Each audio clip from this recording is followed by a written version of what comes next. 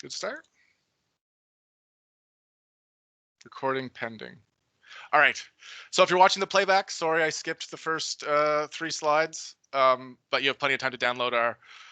So back to what I was talking about. I'm going to be recording the lectures and putting them on YouTube.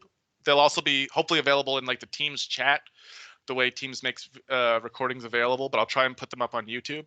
The recordings will be incomplete because the idea of the course will be to, I think that's on my next slide, is it?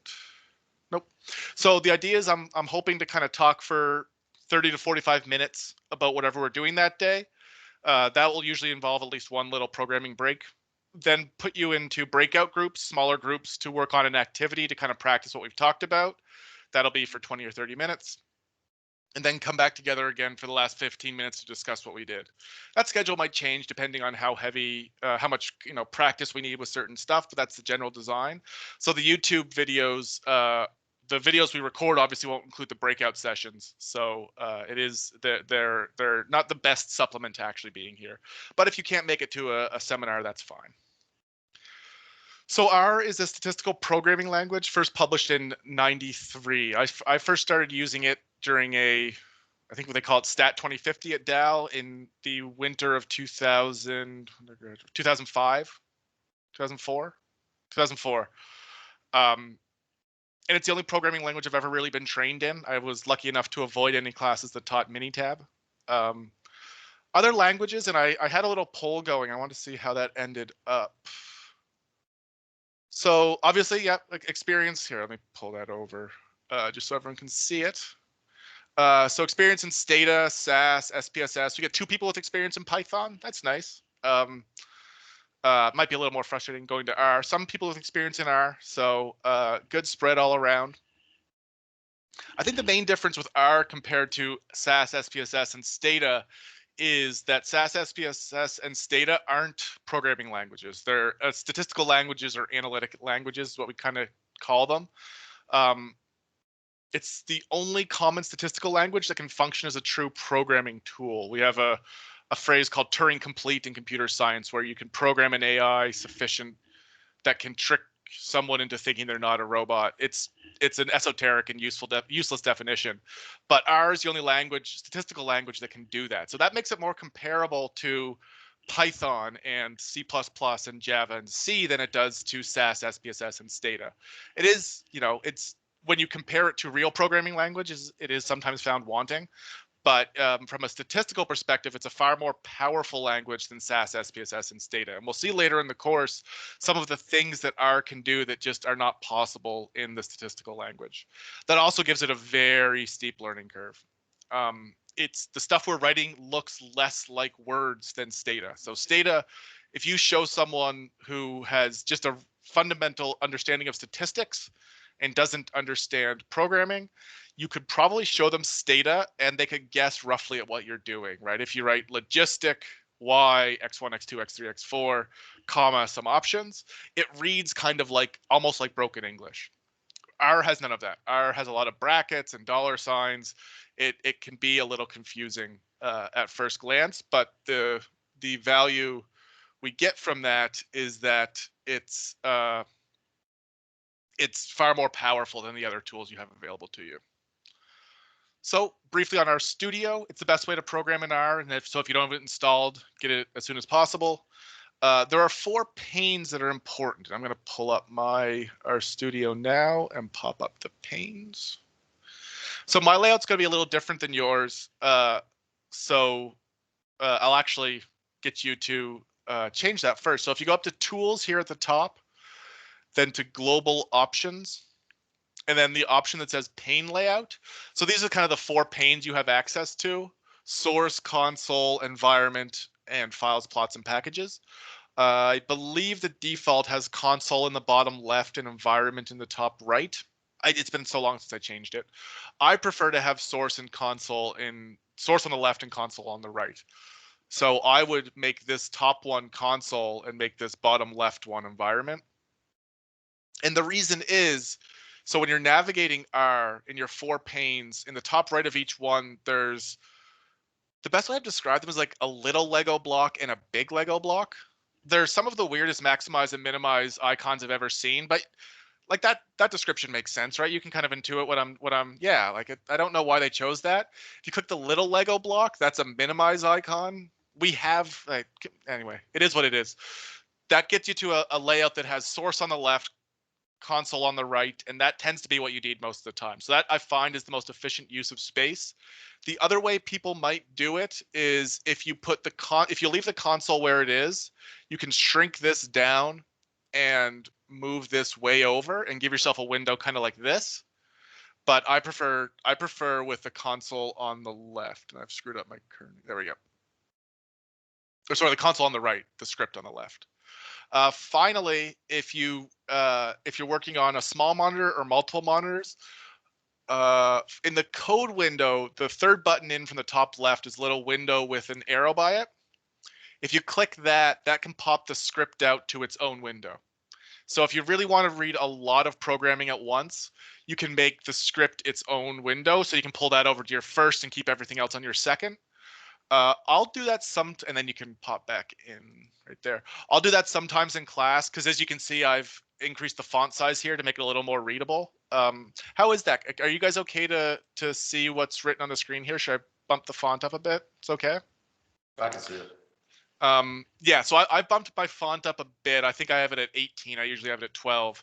So I might sometimes pop out my code window just if some of my lines get really long. Bring the presenter back up. Then the other thing is I prefer a dark theme. It's just, my increasingly old eyes are struggling with all the white light. So there are a bunch of good dark themes. And if you go to Tools, Global Options, Appearance, there are a bunch of themes there. You can change the color layout. If you want mine, it's called Cobalt. But I haven't checked in a while. There are probably nicer ones than that. I haven't looked at it in a while. So one of the biggest differences between R and traditional programming languages, though this is most statistical languages do work this way, is R is a workspace language. So anyone who's worked with Java is that Java you kind of run all at once and it tries to do everything at once. Where in R, when you run something, it exists. So if I run this command, x equals 7, then I print out x, it's there. It has created an object called x that I can now work with. So your script on the left is where you're going to be saving everything you write. And then on the right is where it executes. So the console is where it executes. Now you can type right into the console. So I could write equals. I can create objects in the console and then they still exist. So we can see XX is now an object. But anything you want to save, you should be writing in your script on the left so you can save it for the future. And once objects are created, they can be referenced. So we see if I run these 3 commands, I now have 3 variables. X is 7, Y is a string called string, Z is a series of 100 random uniform variables. So it's 100 values between 100 random values between 0 and 1.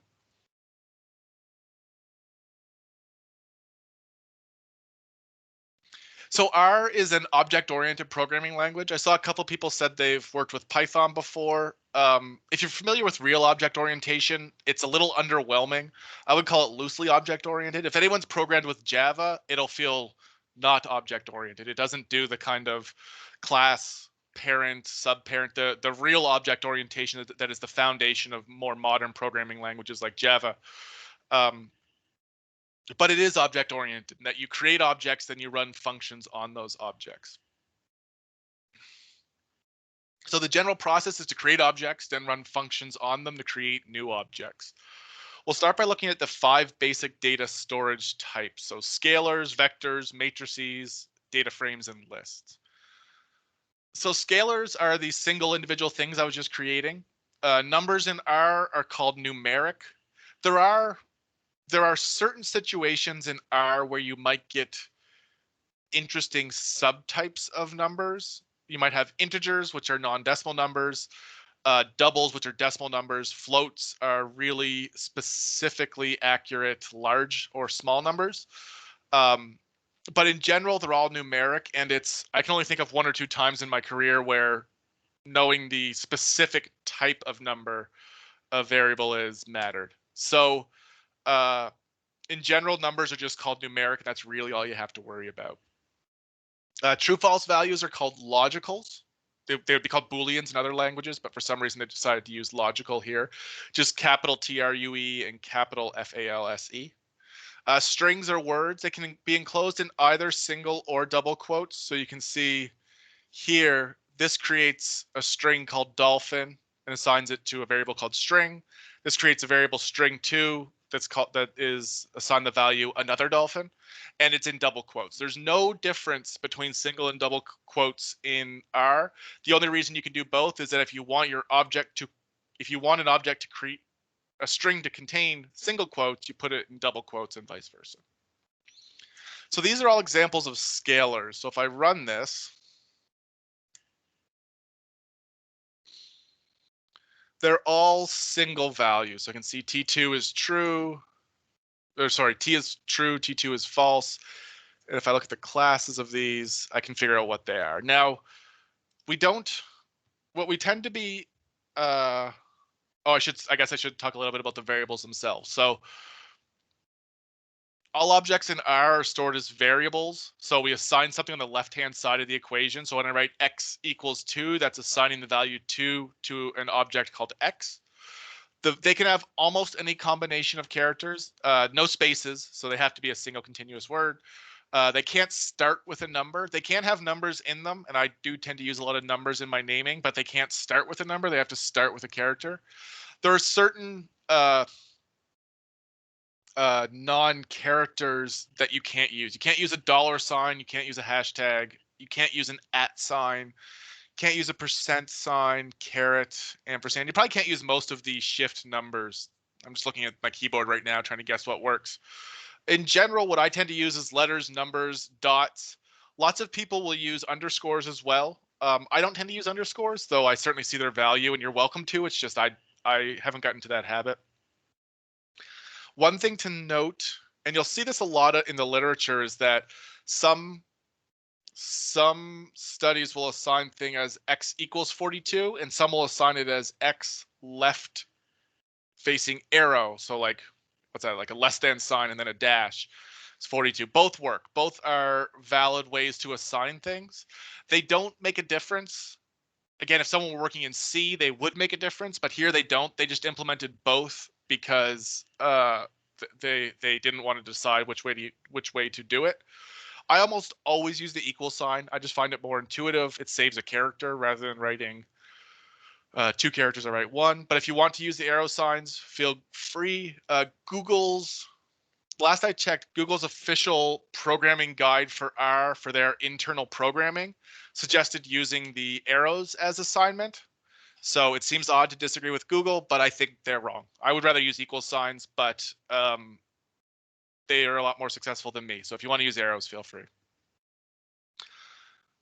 So moving on from scalars to vectors. Vectors are one-dimensional arrays of numbers, like a sequence of numbers, and elements of a vector can be referenced using square brackets. Of note is that the first element of a vector is 1 and not 0, as you see for some programming languages.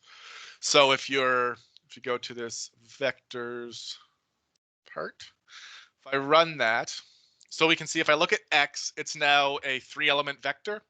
And if I look at the first element, it's 21. If I look at the third element, it's 42. And I can pass a vector to a vector to get multiple instances out. So if I make ind equal 1, 3, so it's now a vector with values 1 and 3. If I pass ind to x, it'll give me the first and the third element. That kind of vectorized thinking is really helpful when you get into R. You're going to, as you start, want to do a lot of things in for loops, and you'll find the longer you work with R, the more you step away from for loops and start using this kind of vectorized thought, where you can pass elements, you can pass vectors, two vectors, or vectors, two data frames to pull out specific sets of rows. It'd be really useful for subsetting data sets, for example. Let's go here. So onto the math. Plus, minus, multiply, divide are all how we do simple math. Exponentiation is done using either the caret, the upside down peak, or 2 stars. Boolean logic is done using either equals equals for comparison or not equals for non-comparison, and the greater than or less than operators work. And we can combine comparisons using and, the ampersand, and a single vertical line for an or comparison. One thing that people who have worked in, I used to get screwed up going from Java to R, is that Java wants you to use 2 vertical lines for an or, and that will really mess things up in R, because you'll end up with an empty concept between 2 vertical lines, and it'll give you a really frustrating false. So it's just a single vertical line. So if we look at all our possible math here, so I've created X and Y, 1, 7, 1's 5, and now I'm just gonna do some math on them. So they add to 12, their difference is 2, they multiply to 35, they divide to something, 1.4. X exponent Y is 7 exponent 5, so it's a 16,000 something. So this is all the math you might use. There's other math we can talk about later. We can do kind of remainder math. So one thing you can do is X. Is that how it works? Yeah. So this two percentages is called mod, and what that does is it gives you the remainder. So 7 divided by 5 leaves you 2 left over. And then there's another way. Is it like X percent Y? I can't remember how to do the opposite one. So there are a couple other mathematical functions you might run into, but in general, these are the 5 you'll use most of the time. And then these are just the Booleans. So X equals Y returns false because X is 7 and Y is 5, so they're not the same. X not equal to Y, so exclamation equals, returns true because X is 7 and Y is 5. So it is true that X is not equal to Y. I don't have to compare 2 variables. I can compare things to a scalar, just a constant. So Y equals 5 is true because the value of Y is 5. And then this just demonstrates. So here we see that this is true and this is true. So when I run both of them together, I get a true value. But this is false and this is true. So when I run them together with an ampersand, I get a false because this function would only be true if both sides are true. If I run it with an or, I get true because this last one checks, is this true or is this true? If one of them is true, it returns a true value. Boolean logic is one of those things that you can explain in a minute and then spend ages coming up with more and more complex situations. You'll get some complex Boolean logic, especially when you're subsetting data or trying to catch errors. But in general, that's about as far as we're going to get into it. So we've looked at. Sam, can I interrupt you briefly? Yeah, go ahead. What is the button you are pushing to run the line without highlighting the entire line? Yeah, I was thinking as I was going through this because I have that later, but we might as well do it now. Oh, sorry. Because no, it's probably better. I realized as I was doing it, like, you guys don't know how to do this. So intro to RStudio. You can highlight things and press this button, but you can also highlight things and press Control Enter to run them. So you can highlight a bunch of stuff and press Control Enter. If you don't have anything highlighted, it just runs the current line.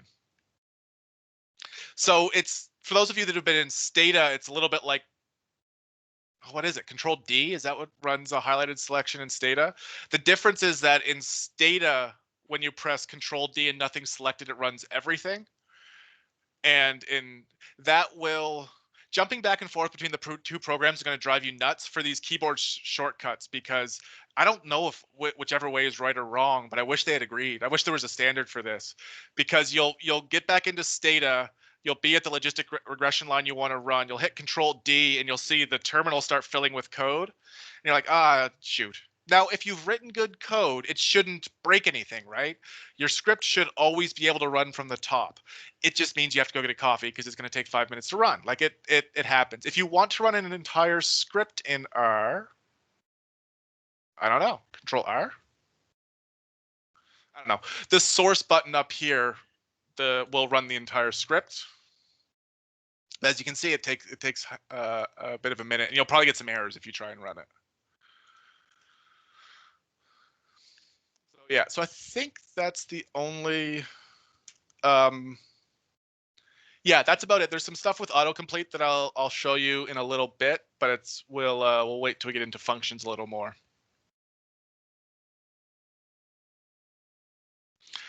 So we're on to two-dimensional structures.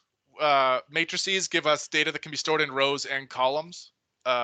We can still reference elements using that square bracket notation, but now because it's a two-dimensional structure, we have to reference it using 2 dimensions. So we have a comma in there. So we can see x35 gives us the value at the 3rd row and the 5th column of x. So if you look here, what this does, look at X. Oh, I have caps lock on. Oh, well, one more, I guess, useful note when we're talking about keyboard shortcuts. If you press Control and 2, it'll move you to the console. If you press Control 1, it'll move you back to the script. So that's something that you'll really find useful, because you'll often find yourself, you want to run a command, and then my cursor has stayed in the script, but what I want to do is I want to jump over to the console to check to make sure I typed it correctly. So we can press Control 2 to jump over to the console and vice versa. That's one that you'll be annoyed now that Stata hasn't implemented a similar thing, but it won't break stuff the way some of the other mismatches in programming will break things. And SAS doesn't have a console, so it's not as big a deal there. So matrices. So what this command is doing is it created a matrix from the numbers 1 to 10 with 2 rows populating by row. So this is a good chance to learn how functions work in Stata, which I assume is my next slide.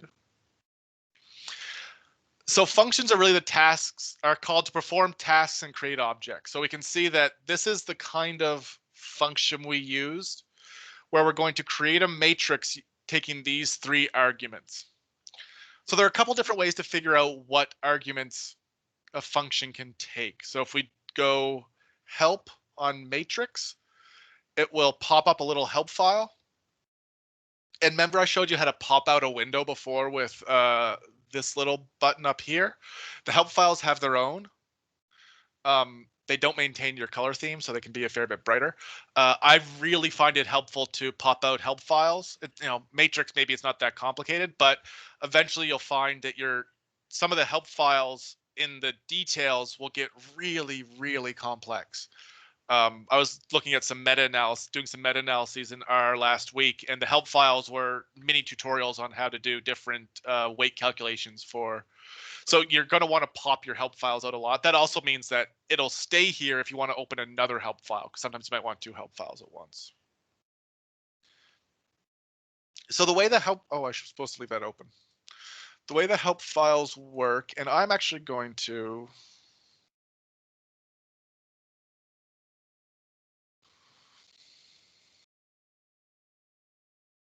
almost all the help files are made available for free on the web somewhere.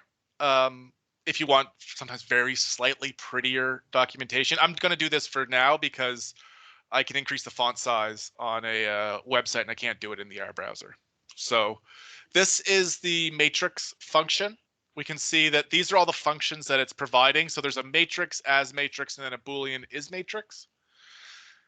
The usage shows you all the arguments that a function can take. So the matrix function can take a data frame, it can take an argument n row and n call, it can take a Boolean argument by row, and then it can take a dim names argument. I don't know what that one does. And then the arguments command explains what each of them does. So for each of the arguments, it explains what they are. Now, I'll say that if an argument has an equal sign on it, that means that's the default value. So if you don't assign n rows, the default will be to 1. And if you don't assign by row, the default value is false. If there is no default value, like here, see x doesn't have a default value. That means that if you don't pass x, the function won't work. So if I run matrix with no arguments, it'll work. It just creates a 1-by-1 matrix with nothing in it. If I run as.matrix with nothing, I'll get an error saying argument x is missing with no default. So this is a function that needs default arguments in certain parts. Oh, where'd we go? So then these are the arguments it takes. Then you'll get details will explain how the function works. And the details, this is one of the things, our libraries are almost entirely community built. So the quality of documentation is going to vary wildly. Like I said, if you look at the library meta for meta-analysis, I can't remember what the command is, but the function that performs meta-analyses has like a mini tutorial on how all its different weighting methods work. But conversely, you'll get some where the details are like one sentence that's like, this function produces a matrix, and then just moves on.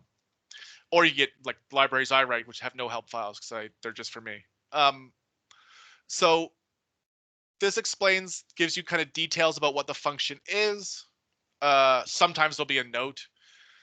And sometimes there'll be a value, a section called values, if the function returns something complicated. So if we look at someone's got their hand up. Akash, go ahead.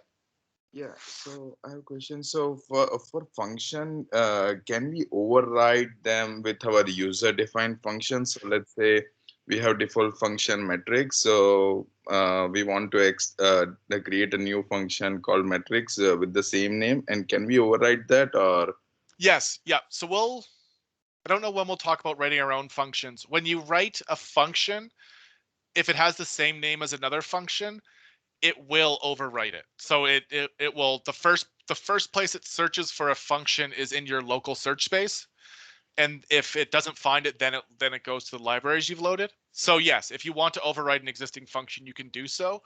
I would advise against that. It's because when you share functions, you want people to be using your own. So I have a habit of, if I want to, there's a function called cable to print pretty tables. I tend to replace it with a function called myCable, which is just cable with a bunch of default arguments that it doesn't have built in. I could write that to cable, but the problem with that is that years from now, when I come back to it, if cable changes, I want to be able to use the original ones. But yes, you can certainly overwrite functions, and there have been some times I've done that, but in general, I kind of prefer not to. And can we extend those functions like user-defined function if we want to add some functionalities or something like that? So you can. It's hard to extend them. The only way to really extend them is to copy the code, overwrite them, and then add new things. It's hard to add to an existing function, but you can certainly write your own functions to improve on the output. So I have a bunch of custom-made functions in a custom library, and they're almost all output related. So I have like I have a model OR which prints the odds ratios from a logistic regression with confidence intervals, because there isn't a built-in function. Like when you produce the summary table in R, it just gives you coefficients, and if I want the odds ratios, I have to get them myself. So I write my own function to do that. But it's not quite like a real object-oriented language where you can extend classes. Like you can't. It's not quite that rich in object orientation. Yeah, that makes sense. Thank you so much.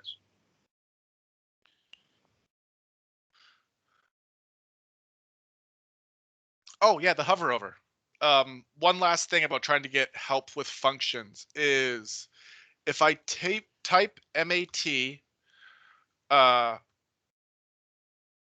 RStudio tries to guess what function I'm using. And once I get to matrix, you can see, I think if I move my mouse, I'll mess it up. But you see this, oh shoot. Yeah, if you see right here, it gives you an idea of what the arguments are. So if there's a function you know, but you can't remember like Do I specify the number of rows with n row or row dot n? You can do that. And then once you're in the function, once I press comma, if I press, what is it, command and space, it'll give me all the possible arguments that can be run in it. This kind of autocomplete is what sets RStudio apart from the other environments for writing R. This is a really useful functionality if you just can't remember the exact argument. So like you can't remember what the exact argument is to set the family for a general linear model, you can use that without having to open up the help file.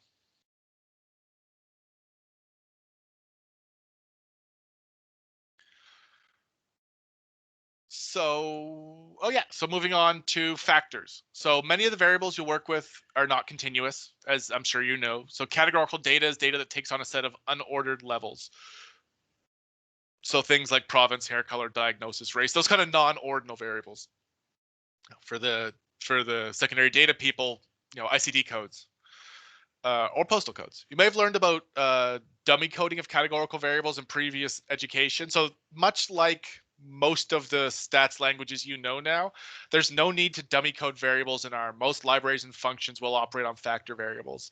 We will see when we get to data mining, there are a couple libraries that don't like factor variables. They want you to fully dummy code the variables yourself, and I'll show you how to do that when we get there, but that's not for weeks. In general, you can pass factor variables to these functions and they'll take them. So you can see if I go here. So if I run prov like that, this is just a vector of 10 elements. They are strings. So if I run class on prov, they're all characters. If I create it as a factor, we can see what's changed is that instead of being strings and quotations, it is a factor variable with 4 levels. So factors are very important in your analysis. It's important to get things into the right value. Getting the levels right and getting the right first level is important. And we'll talk about that more in the activity and then a bit more next week when we talk about data cleaning. But getting character variables into factors is correctly at the beginning will really simplify a lot of your analysis moving forward.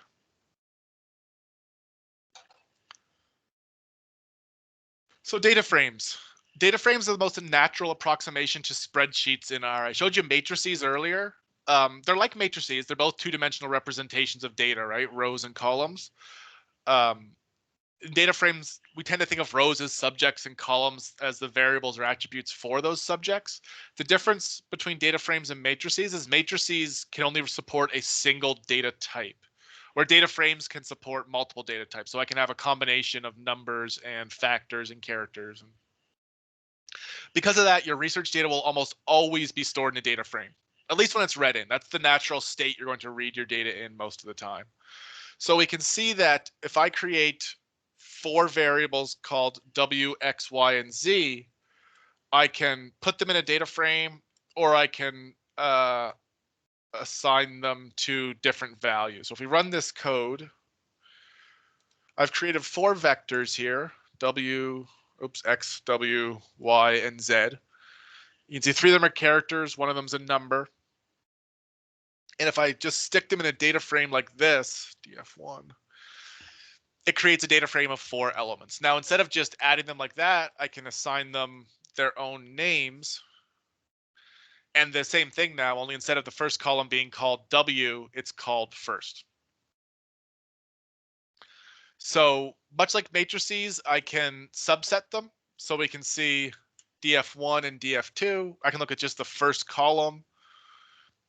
Oh, sorry, it's just the first row. So when I subset things in brackets like this number represents the columns and this number represents the rows. And if you leave one blank, it gives you all of them.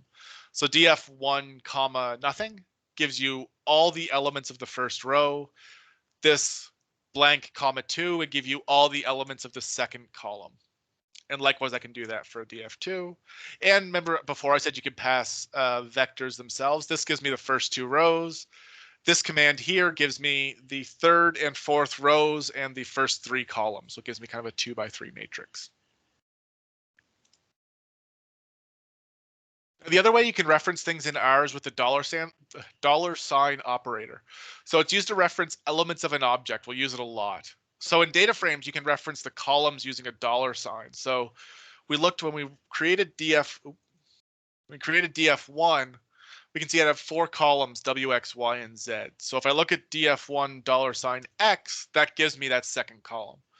And I can, if I call the names of df1, I can see what the 4 column names are. I can also just look at them. But when your matrix gets quite big, you'll have to want to look at the names themselves.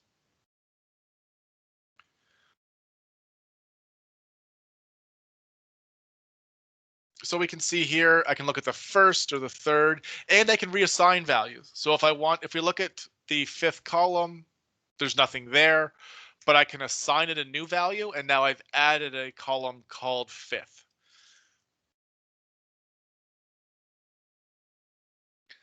So the final, The final structure I want to talk to you about are things called lists, which could be called buckets. Lists are general structures for storing anything or mixes of things.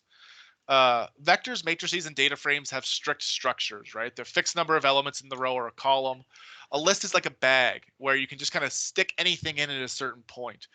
They at first look a bit like vectors. They're a long list of individual things, but where in vectors, each element of a vector is a scalar, each element of a list is anything. They'll become increasingly useful as your programs become more complex. They're one of those things that when I first started, I didn't use at all, and now I find I'm using them constantly. Many functions will return lists, particularly the apply functions, which we'll get to maybe next week. We'll see. So we can see that if we create L1 and L2, oops.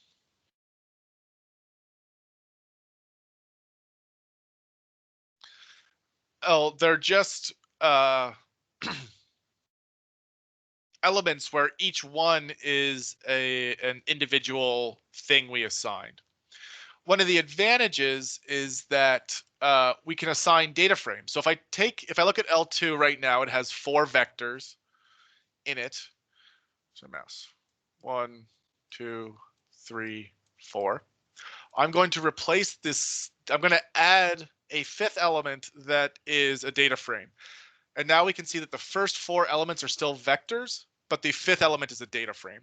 Now, it might not seem like much, but the fact that lists have no restrictions on what goes in the individual elements, there has to be no requirement of structural relationship between them, makes them really easy for organizing. The only frustrating thing is you have to reference them with the elements with double square brackets. So if I go L1, 1 or L1, 1, so if I do this one with a single bracket, what it returns me is a list of length 1 with the element. If I want to return the actual element itself, I need double square brackets. It's the only kind of confusing part of working with lists.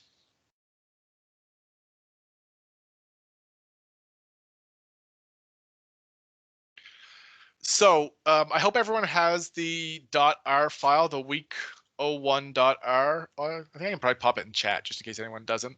It's everything we've been working through so far. We're not surprisingly a little behind schedule, so I'll give everyone just 5 minutes to make sure they can run those first 86 lines of code that we've worked through, and then we'll get on to a little bit about data processing before we do the breakout session. Okay, so let me pop that file in the chat just in case anyone missed it.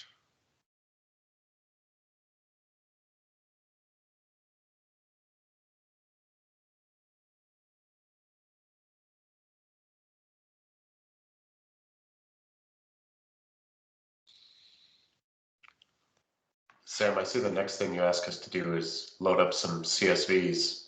Should we save these somewhere specific? Yeah, so there are 3 data files. We'll talk about kind of file location. It's best to have them either with the R script you're writing or near it. So I tend to, if you look at my file structure, there's a file browser. Here we go. So I have in the R4 Health Data Science folder, I have this is everything I'm uploading to GitHub. I have an R code file, which is going to have all my code. And then I have a data directory, kind of one back from it, that has all my data. So I would suggest that structure, but I'll show you kind of how that referencing works within an R script. So yeah, you don't have to have it anywhere in particular. You just have to know where you have it.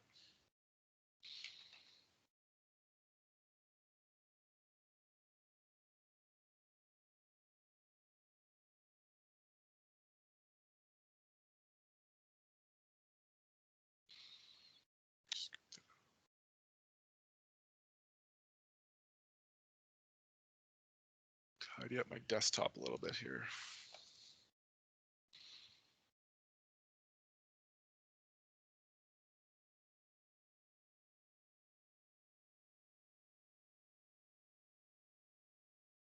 Oh, I see.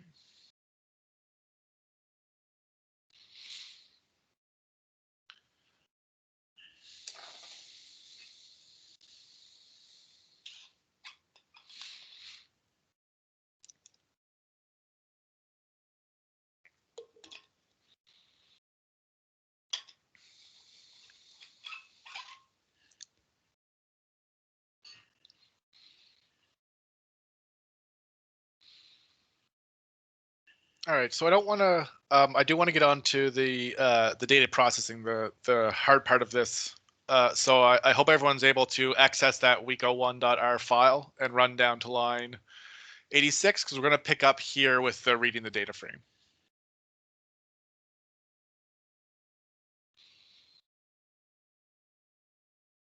Oh, and here's all the stuff that Dan reminded me that I should have run much earlier. File management script versus console. Yeah, we got all that. So the analytic process, it's useful to kind of talk about this at the beginning just to understand where we are, because the two things I want to point out are this separation and this separation. So a lot of the stuff we're going to cover in this class is actually that box and this box. And that's fancy. Multiple colors, perfect shapes. So we can see that these first two steps here, data importing and data cleaning, it's important to split them out into two steps, because this doesn't necessarily capture the magnitude of the work. Where those of you that have been working in analysis for a while, certainly the HDNS staff, would know that the data importing and data cleaning process is often far, far larger than the analysis or the results production steps. That a lot of our work is done in these and getting data ready to run. Once you have data really well cleaned, the analysis step can actually be fairly quick. You know, a couple t-tests, produce table 1 and table 2, build a multiple regression, summarize your results. And then the other thing, the big difference with R is this separation here, this difference between analysis and results production. One of the things you'll find, so we'll learn how to do this later, but so D1 is the Framingham data set. Oh, nope, sorry, I'm too far down. Here, DAT is the Framingham data set. One of the things about R that is very different from what you're used to in your other languages is if I build a linear regression model predicting BMI with age, sex, NECHD, that. So that just built a regression model. So my model's built now, and it produced no output to speak of. That's very different from those of you that are working in SAS a lot, where when you run a model in SAS, it produces a monumental amount of information, much of which I find is a little unnecessary. Stata has actually hit a pretty good middle zone where it kind of reports all the information you need without overwhelming you with information. But R doesn't produce everything. It's up to you to produce the output yourself. So it really is, when you're working with R, there's a fundamental split between the analysis and the producing of results, where you do the analysis and then you report the analysis as a very separate and individual step. The advantage of this is that I think it makes the results you produce more readable, because you're manually responsible for producing that code. But for now, we're actually going to focus over here on data importing and data cleaning. So reading in your data, I've linked to a data camp tutorial here, which covers a lot of the other that guides you through importing a lot of other data. It's really hard for me to provide kind of a comprehensive summary of how to read in data. R can read in almost any data type. I don't think I've ever been handed data that I couldn't read into R. That being said, CSV files or Excel files are probably the most common. It has database connections. My thesis actually was all working off SQL data, MySQL data, relational data. But that being said, read CSV and read table will be the ones you use the most often. I meant to delete this. This is from an old slide. Don't worry about that. So this relates a little bit to what Dan was asking, where he asked about file locations. So when you're reading in data, you can use direct. I have a highlighter here, right? Yeah. So this is an example of a direct file reference where I'm referencing the data based on its location starting from the C drive. Or if you were on a Mac, you'd start with a slash. It would also go the other way. It would have to be that slash. So that's it. That's one way to do it. I don't love that approach because directories can change a lot. I tend to do things with relative file locations like this. And to do that, you need to know what your working directory is. So if you open up R, up here at the top is what's called the current working directory. And this is where R is basing all its work from. So if I open that directory, that's teaching R for health data science, R for health data science. That is, sorry, this folder right here for me. This is what R is basing my home directory on. So if that should actually be a lowercase d. If I want to read in the Framingham data, you can see that I'm referencing it as data/Framingham first, because it starts from this home directory and looks for a data folder. It opens that and then finds a Framingham first data set. So knowing the working directory is really useful. And there's one set of keystrokes I find myself using almost every time I use R. So if you go to session, set working directory to, I have a project open so it won't work. See this to source file location? That will change the working directory to where your script is currently saved. And the longer you work with R, the quicker you'll be able to do that. The keystrokes are Alt S W Enter. And if you press those 4 keys, it will set your working directory to where your script is. And then you can reference everything else relative to your script. Now I'm running this as an R project, an RStudio project, which we'll talk about a little later in terms of file management. But so this command may or may not work for you as is. Sorry, this dat read.csv, because it might not be able to find this data. So you might have to, this data slash, you might have to reorient that based on where you've saved Framingham. I would save the data sets separately from the code, try and keep them in separate directories. Just good practice to try and keep yourself as organized as possible.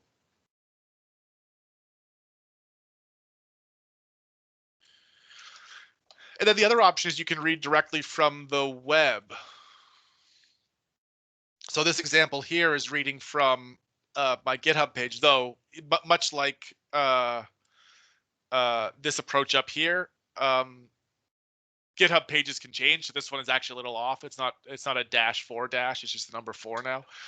You can read directly from the web, and that's often useful if data is going to be changing, but it's also risky because data can change. So if you're reading from a data source that you don't have control over, then you might lose access to the data in the future. Yukiko, go ahead. Yeah, so this is a little a geeky question, nerdy question, but it probably saves a lot of time later. About the sorting out and then how to structure best way, most smooth way. So the data folder, but do you have, so you have many projects or teaching and you have many data. Do you have like a master data file and then you always refer, or it's like teaching this course within the data and the codes and Yeah. blah, blah, blah. Yeah. I tend to keep, I have a lot of data folders that are all very small. So I don't have centralized data. I do have centralized data per course. So like if you look at my, Right. like if you look at my teaching folders in 6030, which isn't the name of any of the courses that is anymore, but do you ever find that you name a folder and then it becomes not what it is, Right. but you're like married to the old name? Yeah. Because like, Yeah. this isn't called HIM 6030. It's two other courses, neither of which have that code, but I don't want to change it. So you can see that has a data folder, and this is all the data Okay. I've used in examples. But I don't keep a Okay. central one. You can choose to Okay. keep a central one if you want. That's not a bad approach. The one risk there is that, especially where all of us work in health, is you don't always want to keep data with other data, right? Because a Right. lot of your data Right. is going to have different privacy levels. So I like to Right. keep project data sets together. And honestly, for a lot of my work, I'll keep the data in the same folder as the script. So if it's a single Yeah. project, there's no Yeah. need to keep a separate data folder, like the research I was doing for somebody recently. I should check to make sure that I'm going to check with the guy I'm working with in Saskatoon to see if I can show you this work, because the report's really good. Who am I doing this with? Jeff Johnson. This one. So this is an example of this .rmd file is my script. This file, or this, I have to check my script to see which one's the active data set. I think this one here is the active data set, and I'm keeping them all in the same directory because it's just, as you can see, it's not enough files to separate them. I think once you have more than 3 data files, it's probably worth keeping them in a subdirectory. And I might, if I was going to do it, I would create a folder in here called data and put data in there if there was a lot of it. Okay, great, thank you. But it's also really hard to predict, right? So like a lot of my C nodes work, I've found that I thought I'd keep it all in one directory. Now the directory has 180 files in it, and I think, man, I wish I'd separated out my data. Yeah. So okay, so it's not that different from like I use data, so it's yeah, the no, same it's very similar to Stata. The major difference you'll find with Stata is the idea of active data sets, right? So it's much more like SAS that way, where Stata has one active data set. R doesn't force you to do that. I've assigned, in the example we have here, I run this command and I've assigned a data set to DAT. And here I've assigned a data set to D1, and they're both just active. There's no there's no difference there. So you're allowed to have multiple active data sets. Right. Great. Thank you. So other types of data, read Excel is, I have recently changed my recommendation. I used to recommend a library that I didn't realize had a Java dependency. We're lucky now. XLSX files are XML based, so the new Microsoft data is actually more open than it used to be. So it's much easier to read. Foreign is the best way to read SPSS data. Reads data 13 is a specific library for when Stata updated there.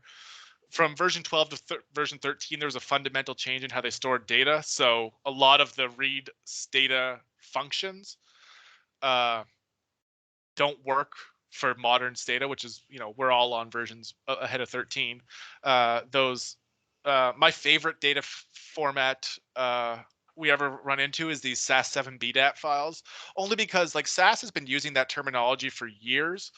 And it must have been so weird when they did it to be using a variable name that had 7 characters after the dot when like everything used 3. Like it must have been such a weird thing. So you can read that. There are a lot of good database connection libraries.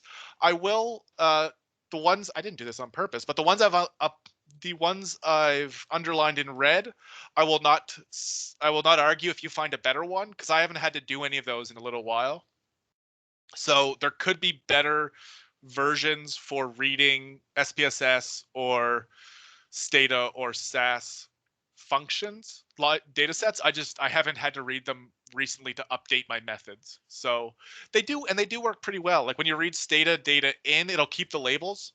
And when you read SAS data in, you can direct it to that separate stupid label file that SAS uses. So they are fairly advanced. But that being said, I've never found a data format that I can't read in. there was one project that had really proprietary data formats that we ended up giving up on, but in general, there's always something. Yukiko, go ahead. Sorry again. So when you are wondering, okay, is there any updated better command or something? Where do you go to search for that? Google. Stack Exchange is the best resource or okay. Stack Overflow, sorry, is the best resource for that. It's also the kind of thing, like, I don't care if the only reason I would care if read.spss was bad is if I ran it once and it didn't work, right? So part of the reason I don't care if these have been updated is because I haven't had them not work recently. Mhm, If they didn't work, so that's actually how I got on to read Excel is mhm. when I switched to this computer. So I got this computer during the pandemic, and I had to read an Excel file before I had to do anything with Java, so I hadn't installed Java yet. So the old read XLSX function I used to use didn't work, and I Googled, how to read Excel data into R, and someone directed me to this library that doesn't require any additional dependencies, so I just went with that. Okay. So it's Thank you. yeah, it's not the kind of thing where there's no better, right? It's either right or wrong. And if the function is doing it right, I don't care if it's the old one. I'll keep using it until it breaks, and then I'll figure out what the new one is. Thank you. So I don't think I've actually talked about libraries yet. So base R has a lot of useful functions, but most times you'll need to load additional libraries. This is, both Stata and SAS have libraries, but neither of them leverage libraries the same way that R does, where most, do I still have, if I pull up this, so this is a report I've been developing for a researcher in Saskatoon. And the first thing I do as soon as I start my script is I load 12 libraries. Yeah, 10, 11 libraries. So you use a lot of libraries in R. It's a much more common practice than it is in other programming languages. So there are a lot of them. They are, I didn't validate if over 13,000 is the correct number anymore, but you download them just using this command install.packages. That downloads them from CRAN, the Comprehensive R Archival Network, I think it stands for. We have one hosted here at Dow, but you can download it from the cloud as well. There are lots of different places. So you install .packages with the library in quotes to run them, to install them, and then you run them with library. Now, one thing you will note, I don't know how to test this now.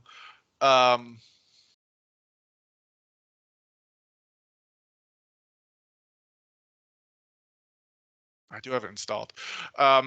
You'll just have to check yourselves. So at the top, if you do that, so type library HMISC, it's a really useful library.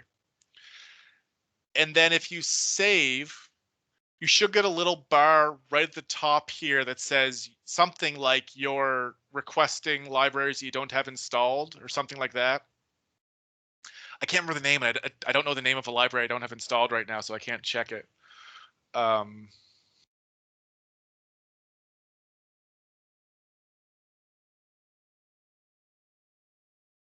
So when you open up a script in R, Kent, go ahead.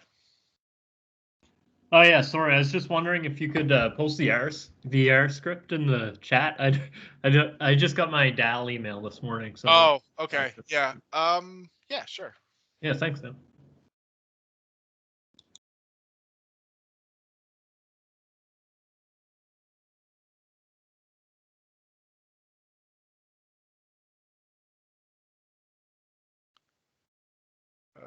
There we go. Okay, yeah. So it should be in the chat now. So yeah, you're going to be installing a lot of our libraries, particularly when you first start, because there are some libraries that you'll run into that you use. These two in particular. HMIS is Frank Harrell's miscellaneous library. It's just a bunch of miscellaneous functions that Frank Harrell likes. Where's my... So one thing I will note, and this isn't something you run into a lot in your day-to-day, but you'll see a lot in my slides. So once I load a library like this, I can then use a function from it. But if I have a library installed, I can reference it using the name of the library, then 2 semicolons, then the name of the function. Nope, those are full colons. Those aren't semicolons. Sorry. So you don't use this formatting that often. It can be helpful when you only want to use one function from an unrelated library. And it can also be necessary if you have function collision. So a good example is both the psych library and Frank Harrell's library have functions called describe. So I believe when you're loading libraries in R, whatever the last library you load is would give you that function. So if I had library psych, then library hmiss, and I called a function called describe, it would give me the one from the hmiss library because it's the most recent. But that being said, I like both these libraries, so I tend to call them with I tend to always use the library colon function notation, just to force myself to make sure I'm using the right one. Another place you see me using this a lot is the lowercase a ANOVA command in R is so incorrect that I think it's a bug. But the people who report it as bugs get in trouble because it's not a bug.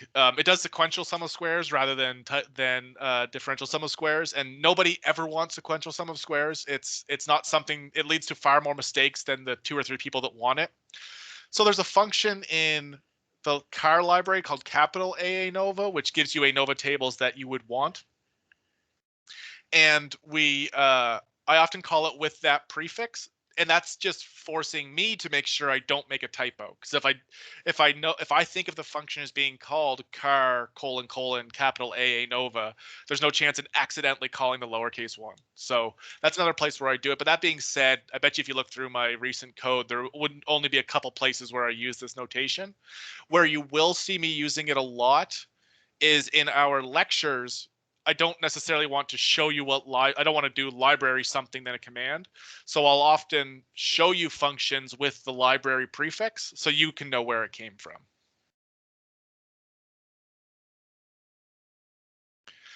So moving on to data cleaning, it's often the longest and most arduous part of an analysis, and we'll talk about this more next week. It's hard for me to really come up with a guide for data cleaning because there's so many things that can come up. But the things that need to be considered specifically are formatting numbers, handling missing values, formatting variables. If you're doing variable generation, this is where it would make sense as well, but we'll get to that a little later. So reading data in is really an iterative process as you find new challenges with your data, and you need ways to explore the data quickly. So there are 3 good multi-purpose data summary commands that I like for quickly getting into your data and seeing what's happening. So str gives you a quick summary of the data. And then those 2 describe functions I was talking about, where psych gives you a great numeric summary, but Frank Harrell's much more comprehensive summary is useful as well. If from Stata, I believe the comparisons would be the difference between like codebook and codebook, detail, where Frank Harrell's codebook, detail is a lot more information, but it produces a ton of output. So if you look at it for this data set, we can see, oh, here we go. Here's what I was doing. So str for each function, I've confused my computer by making there we go. Str gives you a summary, so it gives you the name of the variable, the data type, and then kind of just a sample of the values. Rand ID, the type. Excuse me, sorry. So this is a really good, quick way to check your data types, right? You can scroll through these and make sure, did my numbers get read in as numbers? Did my factors get read in as factors? Did my characters get read in as characters? If I look at psych describe, we can see that for each, I'm just going to take the first 3 just to make it a little easier to see. Oh, I did that wrong.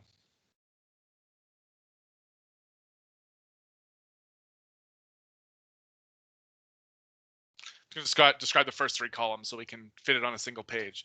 It gives you like all of those summary statistics you might want. So we're getting the sample, the number of non-missing observations, the mean, the standard deviation, median, min, max, range, skew, kurtosis. There's some arguments you can look. You can get it to return some quantiles and quartiles as well.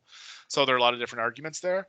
But it doesn't give you anything for categorical variables. It just doesn't work on those. So if we look at Frank Harrell's describe function, gives you a lot of different stuff, but it's a huge amount of information. So between the three, they're useful for kind of exploring to see if your data was read incorrectly.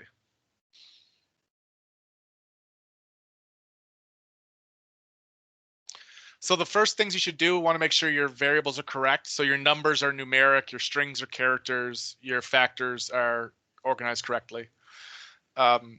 So R's first attempt, whenever it sees a variable, it's going to try and read it in as a number.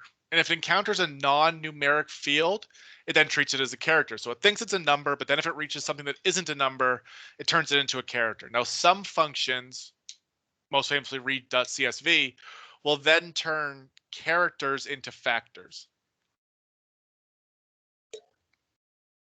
I would advise against that last one. I prefer to leave my non-numeric columns as characters because I want to set up the factor myself because that gives me better control over what the factor levels are. And also if sorry, the highlighter open. If numeric columns have incorrect non-numeric entries, like if someone manually wrote NA or wrote 8 as EIGHT or something, it's easier to solve when they're characters than when they're factors. So you can see if we read in that test data I have, where are we at here? So if we look at that test data, what we have is we have 2 numeric and 2 character columns, and it looks like columns 2 and 4, num2 and char2, both have a missing value recorded as a dot, which is the common way to record missing for a lot of programming languages. I think that's the default in both Stata and SAS. Don't quote me on that, but I think that is the default. So if the problem is that my num2 has read in as a character because when R was processing it, it got to the fourth row, found a non-numeric value and said, this must be a character then. So it turned it into a character. So I can run this command. Oh, that should be a num2. It didn't. There we go. And you can see what it did. What you get a warning message that says NAs introduced by coercion. So what I did was I tried to coerce this value into a numeric, and in doing so, it made the dot missing. So you could do that, and now if I run stir, I get a number for num2, which is good, but it still hasn't handled my missing value in the last column. Now, this is something that a lot of people kind of brush over, but what I would encourage you to do is set the NA strings argument. And that the name of that argument might change between functions. ReadXL might call it something else, but the principle is still there. When you're reading the data in, you want to tell the function what the missing value is. So if I run it like this, you can see that it naturally knew what to code the dots as. So it doesn't, R doesn't intuitively know what a dot means, but you can tell it that means missing.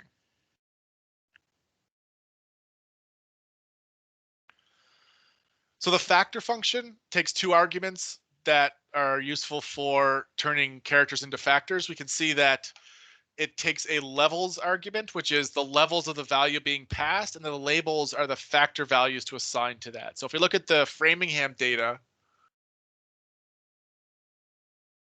there are 1,944 people with value of 1 and 2,490 with a value of 2. Now I know that 1 is male and 2 is female because I've been working with this example data set for a long time. So I'm going to turn it into a factor variable with levels 1 to 2. I'm going to label the first level male and the second level female. So now if I run a table on it, it looks the same, only instead of 1 and 2, it's now male and female. And its class is now factor, where before it was numeric. We can also, using the cut command, take a numeric and split it into grouped variables. So if we look at the class of BMI, oh, my dad. See, it's a numeric. And if I look at that BMI cat variable I just created, I keep forgetting that. I have a 4-level variable that is the BMI categories.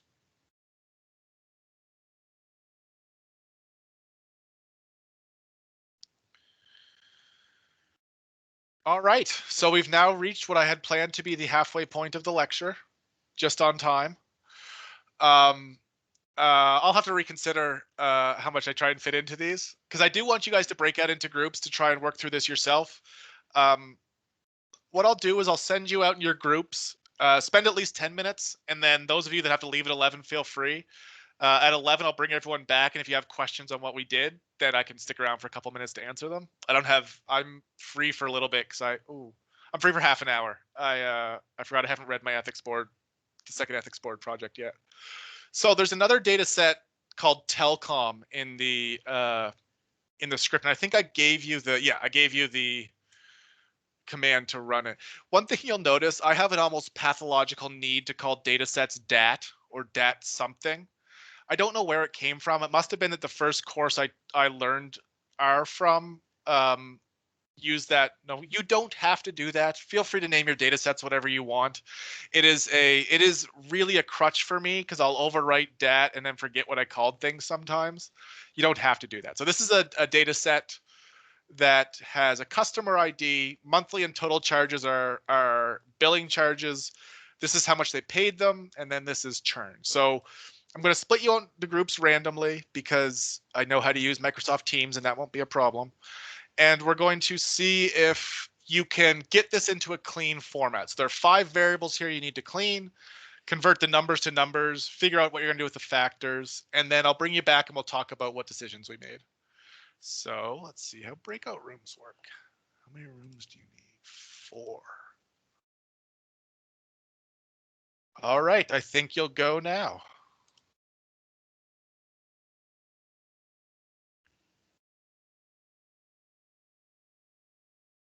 Oh, nope, you'll go now.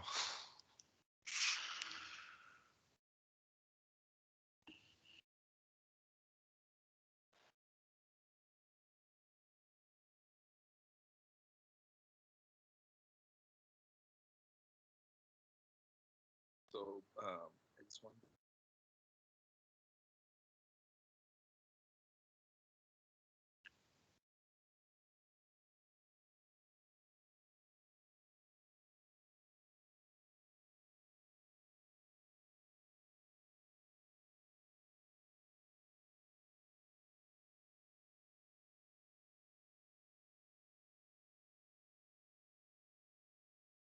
All right, so some people didn't get assigned.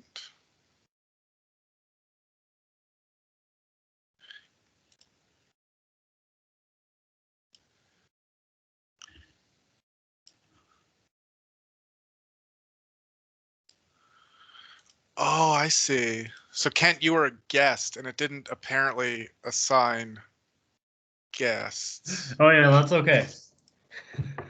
I just sent you an email before the class. I took a while getting my DAL email. Yes, yeah, and I stuck you in Brightspace. Oh, okay, but sounds good. the invite probably went to your Gmail. Oh. So if you want to delete the calendar invite, the calendar for this class, I'll re-enroll you with your DAL name. Okay. And that way, so now you guys are here, I should be able to.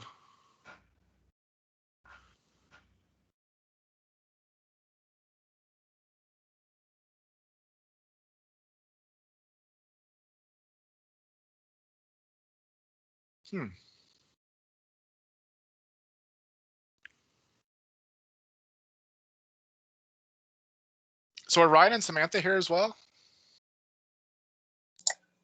Yeah, I'm here. Why can't I send you to a breakout room? I'm here as well. Hi, Samantha. How's it going? Ryan, too, I guess. I haven't seen either of you guys in a while. Yeah, that's good. Yeah, that's good. This is really awesome. I'm so glad that you're doing this. This person is using a device or app version that doesn't support breakout rooms. Huh. Maybe I haven't updated it in a while or something. You know what? There are enough of us here. We'll just be the other breakout room. I'll just hang out with you guys. But for next class, I guess try updating your teams. Kent, I don't know what's going on. You're not even Kent, you're not assigning the list of people I can assign, so Okay. you're like a ghost. Cool.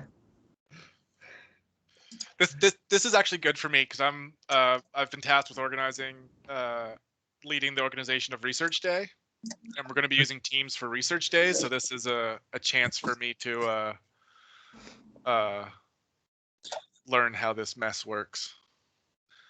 But on to the work. So are you guys able to read in dat.clean? Were you able to get that read from GitHub? Yep. Yeah, I think so. All right. So I'll let you three start, and I'll hop in if you need any help. Can I join breakout rooms?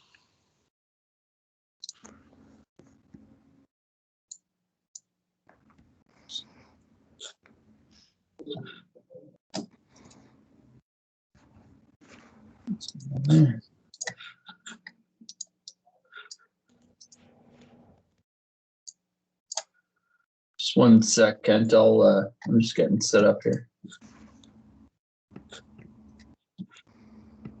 Okay, sounds good. So you want us to I guess yeah, just clean.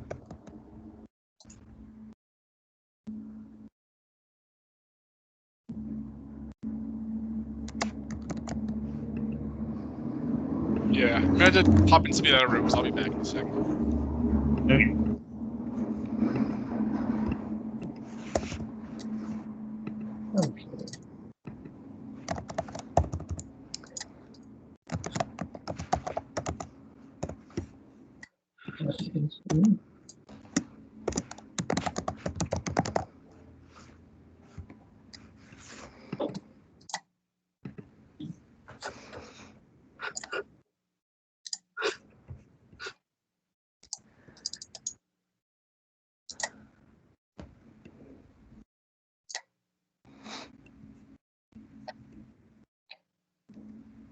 I'm just having a bit of a trouble getting it read in from GitHub. Oh, okay. Yeah, I'm gonna try and restart. From what I see, though, generally the NAs are all sort of different formats and. Yeah, I think that's a big thing. You try. Sure. Yeah.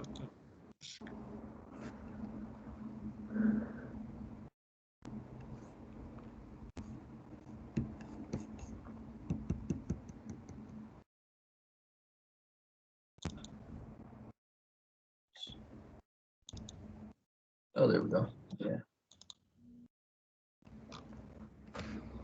So.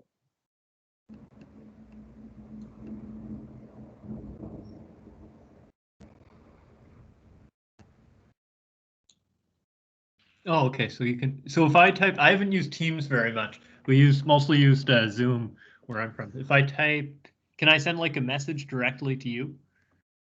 You can certainly. I'm same way. I'm a Zoom user through and through. Yeah. So. I can't see like a chat specific to our group. Like it looks like it's just the big just chat. like the general one. Okay, maybe can I? But I don't know. I can't share my screen. Okay, interesting. Yeah, I think there's a thing. Like when I tried to run everything through, it didn't quite work either. But if you like remove everything from your environment and then start over again. Yeah, I've called it in now, so I'm at least seeing what Sam was showing on his screen there. Oh, okay, nice. Oh, Yeah. good.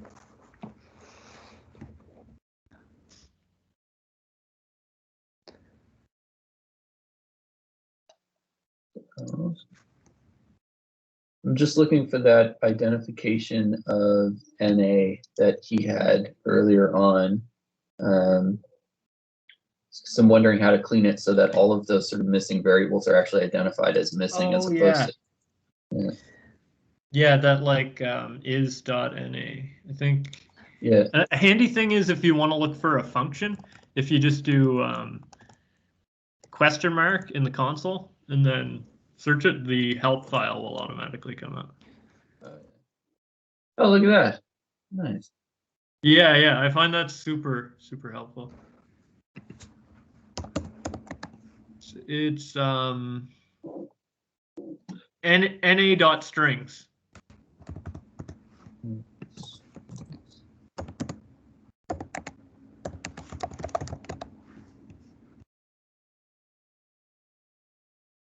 I wonder if you could do like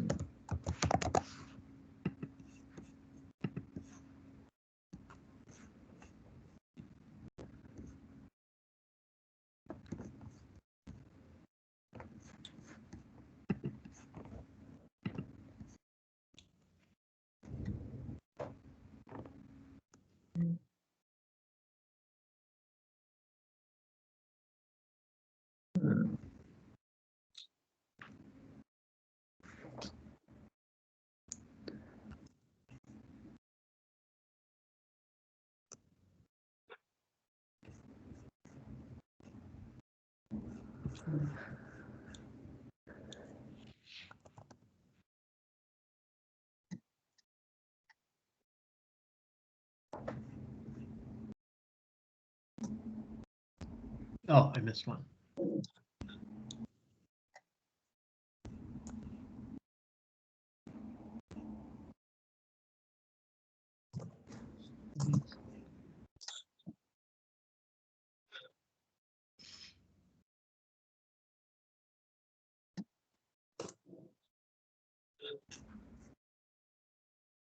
Yeah, it would be really helpful in breakout to see other people's screens, eh? Like, Yeah. or some way to share between us, because it's a little difficult to kind of like communicate that. Yeah. I'll just post it in the main chat. Maybe I could do that. Yeah. Also, I'll show you. He does. If you do na.strings, you can do them in like a comment or like a column by column, so you can like include all of the things that you think might be NAs. Right. Right. I'll show you.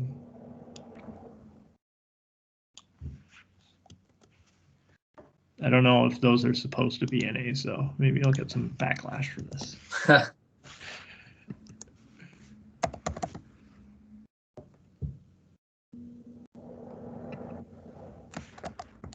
So it kind of like classified them all as NA.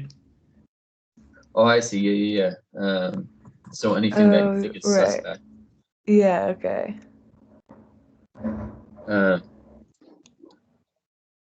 And then that end, yeah, and then I think the structure, total charges is still.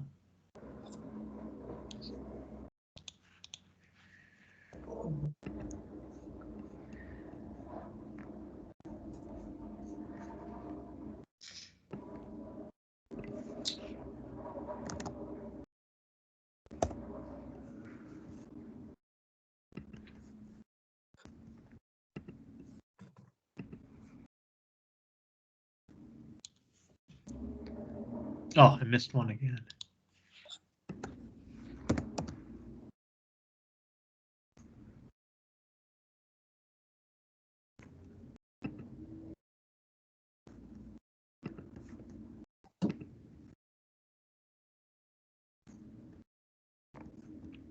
Mm-hmm.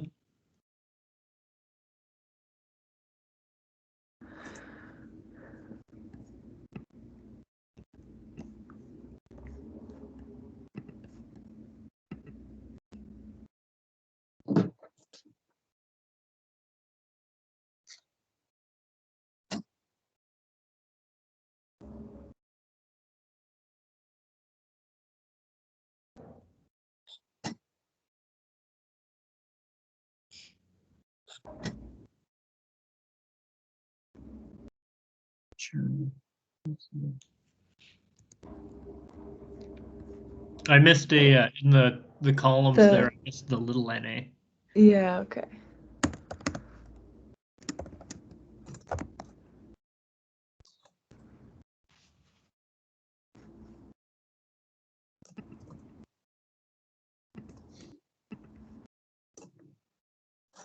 Yeah, Sam does a really thorough job going over this. This is really good.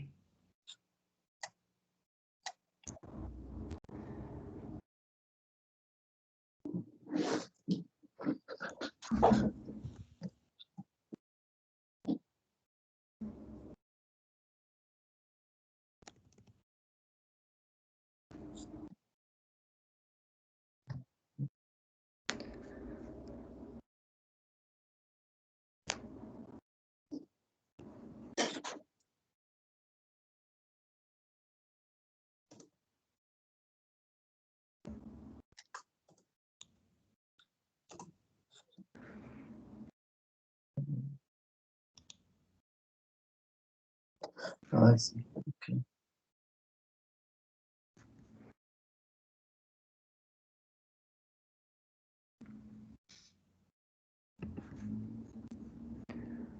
So I've gotten it to the point where there's sort of the capitalized NA and then the parentheses NA.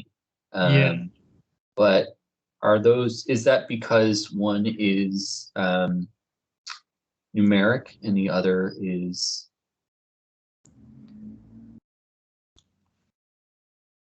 the other's a factor. So right. if you run the if you do the str on the data.clean, Yes, yeah. then it should show or the dat.clean. I've never seen someone use the dat thing. Interesting.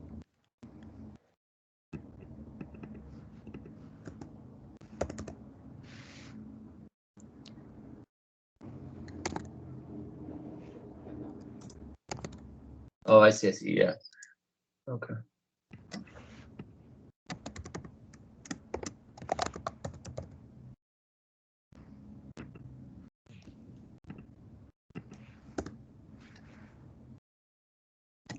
For some reason, when I run that in, it's not turning that NAN into a.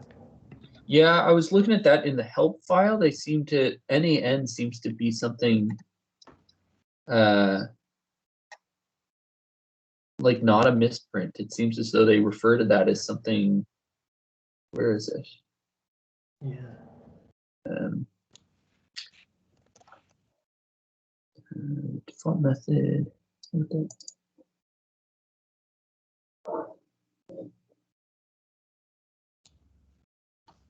I don't know why that would be though. Like, It's not fine. Yeah. I'm not sure either. It's weird.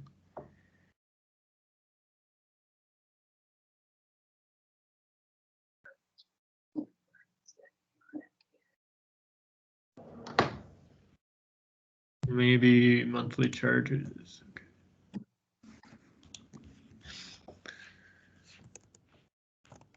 Because it would make sense if all of those values in monthly charges were NAN, but I have some NAs and one NAN. So either they're both being identified as missing values, or I don't know, there's just something.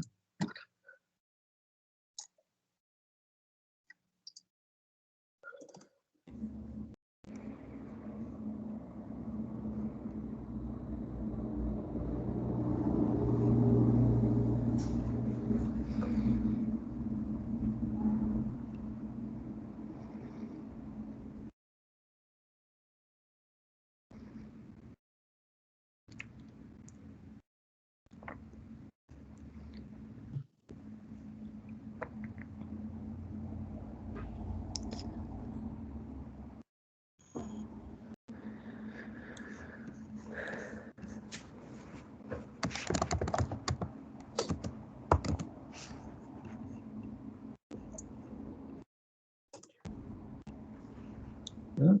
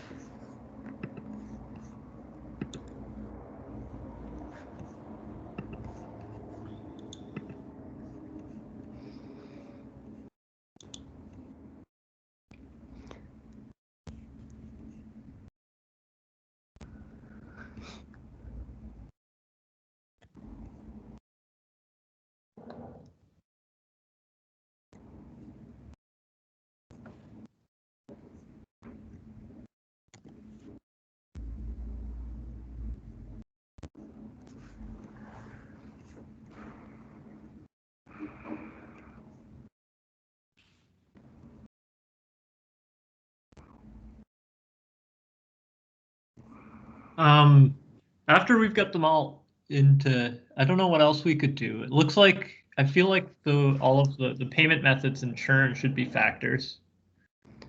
Methods and churn. So when you identify by the string parentheses dat.clean, does that not identify them as factors already, or? Yeah, I think it does. Yeah, so Okay. Customer ID, those are factors as well, I guess. Yeah. That makes sense. Yeah, for sure. I would think you'd need to, if they were for some reason coming up as numeric, I don't know why they would, but then you'd have to sort of identify them specifically kind of call them factors, but at least that string thing seems to suggest that these are all in the right order, but maybe they're not. I don't know. My first foray into R, so. Oh yeah, nice. Which language do you usually use, sir? I sort of cut my teeth on SAS and moved to Stata just because that's what Epi was using at the time. But I really wanted to get into R more, just because I know more people use it, specifically where I'm working. So. Oh yeah, cool. Yeah. Yeah, I like using R. I started in my undergrad. I just used like I used Stata, and then I started using R, and it was yeah. I like how you can use like the object oriented thing is nice. You can have multiple data frames. And... Right. Yeah, I think it's pretty clean from what I see. You can convert the non into an NA. I'm not sure if you're supposed to. I think probably. So I just did that annoying thing where I closed all the rooms without telling anybody. I think everybody's back now. Yeah, so we're down to it's 7%ers and the guests are separated from everyone else. There are only 10 people left. Yeah, so that sounded. I got into a couple of the rooms. That sounded like it went reasonably well. Were there any questions? I know we talked in Dan and Yukiko's group about what to do with payment method. And then I heard Kent talking about what to do with that NAN, right? That not a number. Oh, yeah. Is there a way that we can share our screens in Teams? It doesn't seem. I feel like that would be handy. I have to move you to the presenter group. You can't. Oh, okay. Yeah. Oh shoot, yeah, because your group was the group of people that couldn't do that. Oh, yeah. So you guys were just sorry about that. Yeah, so that's you should be able to now, but it's kind of cool. Okay, cool. Yeah. Okay. So yeah, so the not a number R differentiates between NA is missing and not a number is something generated by a mathematical process. So if you do like, I think if you do 7 divided by 0. Oh no, how do I get it missing?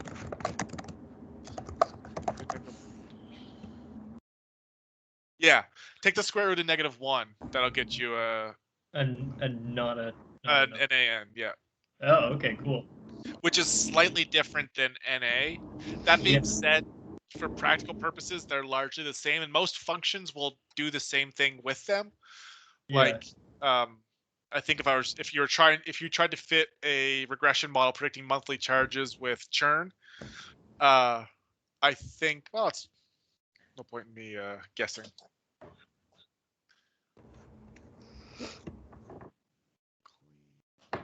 I just assigned it as an NA in the end, but I don't know, like if it doesn't make much of a difference. Yeah, so if I build a regression model predicting monthly charges with churn, okay, NA, it does case complete, so it removes any missing values, and in that case it considers NaN a missing value. There probably are places where that matters, but I can't think of them off the top of my head. So I would probably leave it at. The other thing is that it's really rare to read data in as NANs. Usually you create them through a mathematical process. Yeah. So it's things like taking square roots and you didn't realize there were negative values. So it's useful for you to have them because you shouldn't be creating them, right? If a function you're doing is creating NANs, it probably means you made a mistake. So that's actually a good example. If you're trying to like square root something to get it on a normal distribution so you can do a regression. Yeah. And you didn't realize there were negative numbers, so it's all breaking down. That's you need to reassess. So would it be better if you're reading them in? Would it be better to read the NANs in as like NAs so that you know that it's something that you did? Yeah, I mean honestly, I've never run into an NAN in my code. Like it's not. I've never had it because so few other libraries would store things so few other programs would store things that way. That's kind of an R specific terminology. Yeah. Okay, cool. And then how did you guys deal with the payment method variable? The payment method. Oh, I called them NAs. Like I You did made the them NAs? NA.strings. I think I put my thing in the group. We couldn't share our screen, so I just like Oh yeah. I just copied some of my scripts. I missed the little NA. So here, I'll show you what Dan figured this out. I was helping Dan figure it out, and I learned something. So Oh, okay, cool. useful for everybody.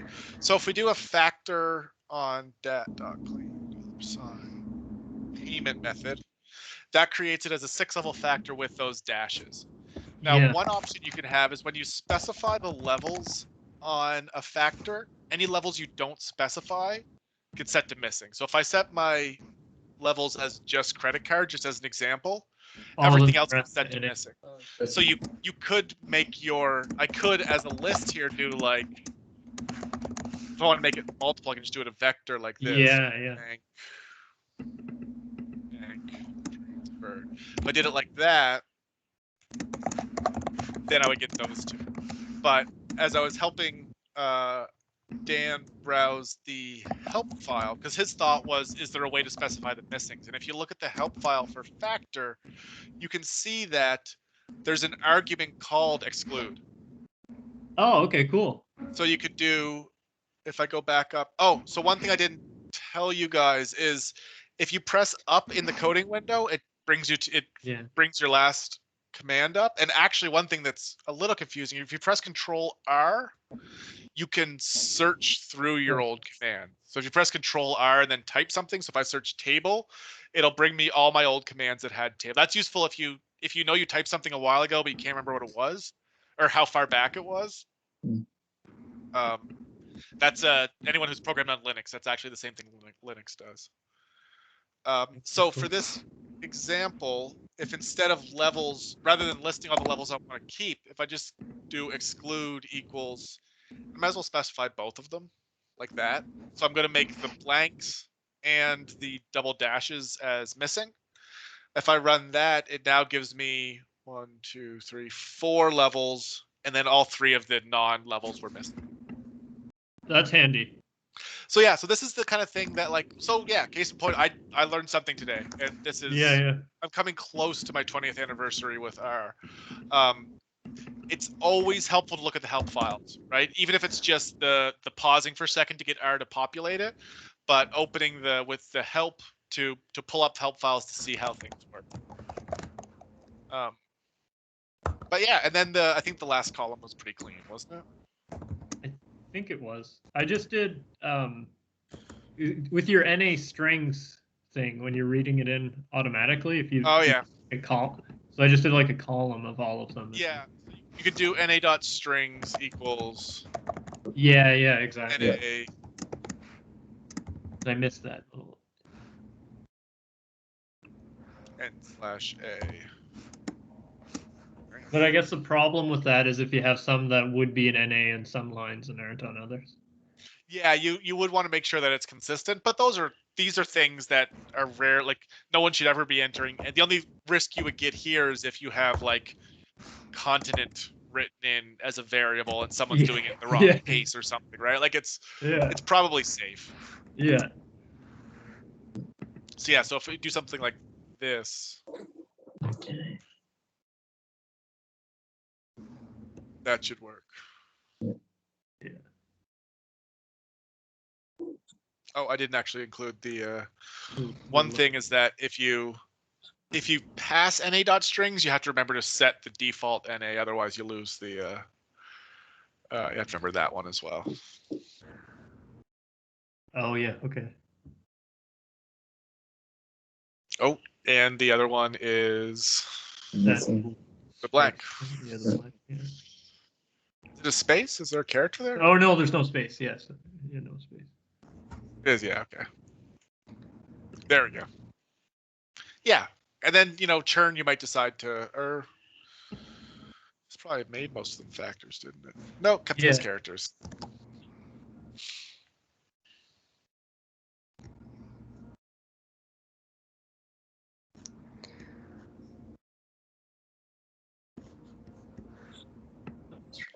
Oh, interesting. They've changed it. What happens when you guys type default.strings as factors? Like that command I just typed.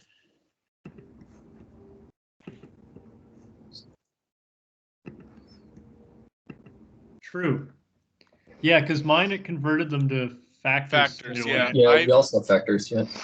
I have somewhere in my some sort of help file set that. So there are some places where global options work with R, not many and not as many as you'd like. Yeah. But I have somehow set my default to false, which is good. That's what I think it should be. I didn't know I could do that, and I must have done it a while ago. So Yeah, cool. yeah, so yours are probably reading in as factors and numbers rather than strings and numbers. That's not the worst thing in the world. Great. All right. Well, I'm going to sign off. I'm going to go read an ethics application. Sounds good. Thanks a lot, Sam. No problem. I'll see you guys Yeah, next really week. helpful. Thanks so much. Bye, everybody. Thanks, Sam. Thank you.